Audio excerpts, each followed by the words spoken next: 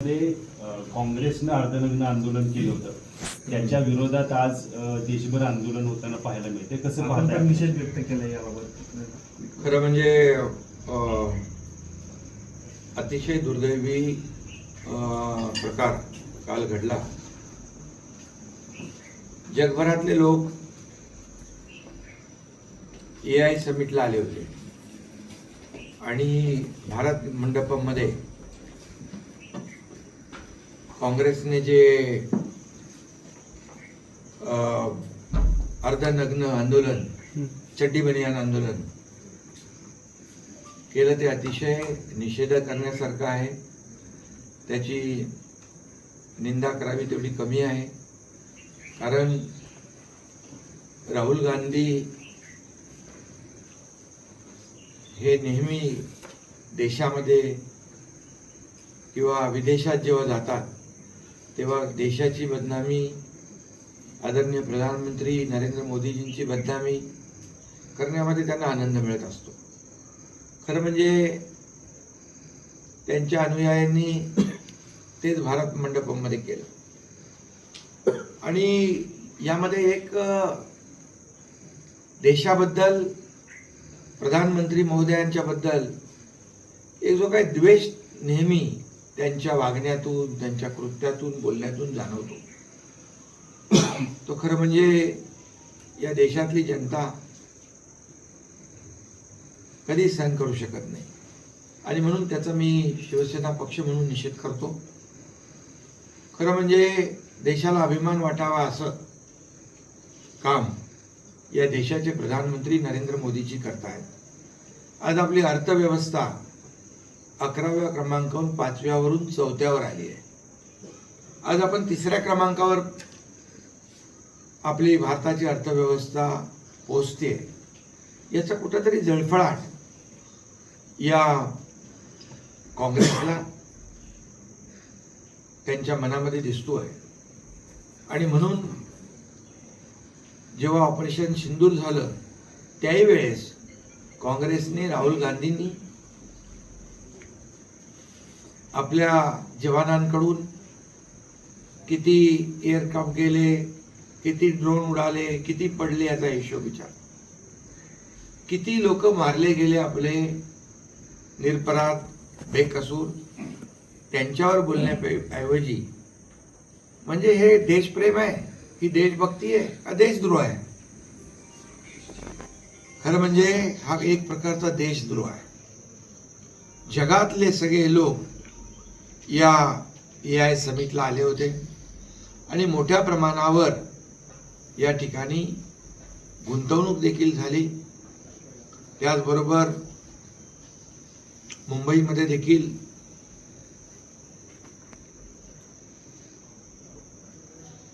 आपले आता परवाच फ्रान्सचे राष्ट्राध्यक्ष इमॅन्युएल मॅक्रोन आले होते आणि त्याच्याबरोबर देखील फ्रान्स बरोबर देखील भारत आणि फ्रान्सचा मोठा करार झाला. ही आपल्या सगळ्यांसाठी अभिमानाची बाब असली पाहिजे. पहिले कधी कुठे पाहिले होते इतर देशांचे राष्ट्राध्यक्ष आपल्या देशात येत आहेत आणि करार करतायत? यापूर्वी देखील आले प्रधानमंत्री नरेंद्र मोदीजी असताना, म्हणजे त्यांच्याच मार्गदर्शनाखाली. पण 2014 पूर्वी अशी परिस्थिती आपण पाहिली नव्हती आणि अशा प्रकारची विदेशी गुंतवणूक कधी आली नव्हती. आणि याच्यातूनच हे जळफळाट जो आहे तो दिसून येतोय. हे माकड चाळे आहेत खरं म्हणजे. अशा प्रकारचं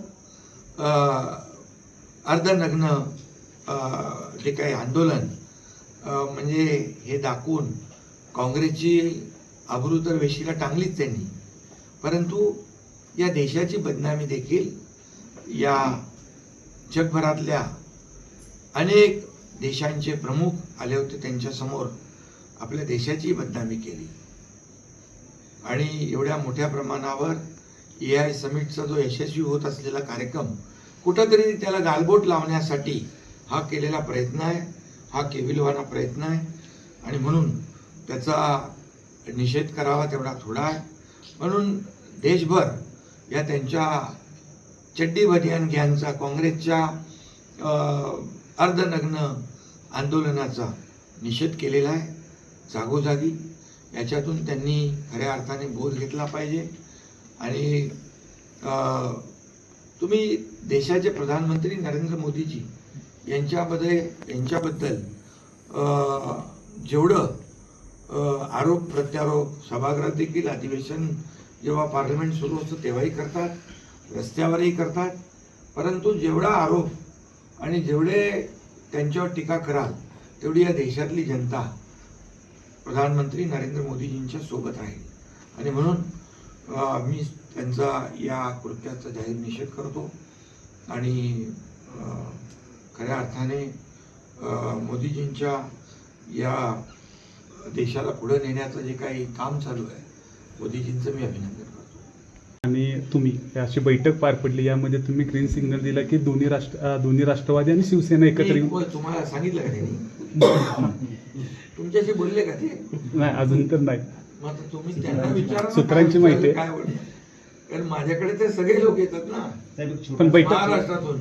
मित्र पक्षाकडूनच आपल्या मित्र पक्षांनाच टार्गेट करण्यात आलं. यामध्ये टीका टिप्पणी आपल्या शिवसेनेच्याच नेत्यांवर असेल किंवा राष्ट्रवादीच्या नेत्यांवर करण्यात आलेली आहे बऱ्यापैकी. त्यामध्ये आता निवडणुका झाल्या, निवडणुकांमध्ये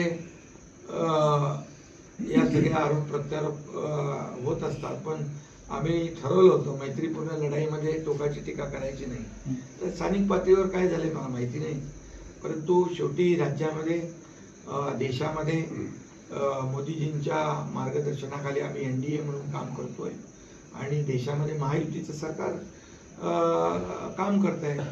मी मुख्यमंत्री असताना 2.5 वर्ष, आता देवेंद्रजी आहेत 1 वर्षभर झालं आहे, 3.5 वर्ष जर पाहिलं आपण तर या महाराष्ट्राला पण पुढे नेण्याचं काम आम्ही केलं आहे. म्हणून त्याचाच परिपाक जो आहे तो झालेल्या विधानसभेत देखील कामाची पोचपावती लोकांनी दिली आणि त्यानंतर झालेल्या स्थानिक स्वराज्य संस्थांमध्ये देखील आम्हाला लोकांनी पाठिंबा दिला, आशीर्वाद दिलेला आहे. म्हणजे बघा, आता इथलं स्थानिक राजकारण जे आहे ते आमच्या सगळीकडची वेगवेगळी समीकरण आहेत. पण सगळीकडे ज्या निवडणुका झाल्या, विधानसभेच्या निवडणुका झाल्या, त्यात देखील महायुती जिंकली. त्यानंतर नगर परिषदा झाल्या, त्यात देखील महायुती जिंकली. महापालिका झाल्या, त्यामध्ये देखील महायुतीला विजय मिळाला. जिल्हा परिषदेमध्ये पण पंचायत समितीमध्ये महायुतीलाच लोकांनी कौल दिलेला आहे. त्यामुळे जनतेचा कौल जो मान्य करून या ठिकाणी जी काही स्थानिक पातळीवरची जी समीकरणं आहेत त्याप्रमाणे महायुतीच विजयी होणार. तर तुमचं मत काय? संपूर्ण जनता जे आपल्या 105 गावातल्या जनतेला मी धन्यवाद देतो, त्यांचे आभार मानतो. या 105 गावामधल्या लोकांनी शिवसेनेला भरभरून आशीर्वाद दिला आणि शिवसेनेचे सगळे जिल्हा परिषद गट आणि पंचायत समितीच्या गणामधले सगळे लोक निवडून आलेले आहेत. कारण आपल्याला माहित आहे की जे मी काम या भागामध्ये केलेलं आहे, माझा एकच इच्छा आहे की या भागातला तरुण नोकरीसाठी मुंबई, ठाणे, पुणेसारख्या शहरात जाता कामा नये. इथंच त्याला उद्योग मिळाला पाहिजे, इथेच त्याला रोजगार मिळाला पाहिजे, त्याच्या हाताला काम मिळालं पाहिजे. आणि म्हणून इथल्या उद्योगाला, पर्यटनाला आपण चालना देतोय. नवीन महाबळेश्वर या ठिकाणी आकारात येते. हे सगळं जे आहे इथल्या सर्वसामान्य जनतेसाठी आम्ही करतोय. आज पुलाचं काम 1-2 महिन्यात कंप्लीट होईल. 2 पुलांचं काम सुरू आहे.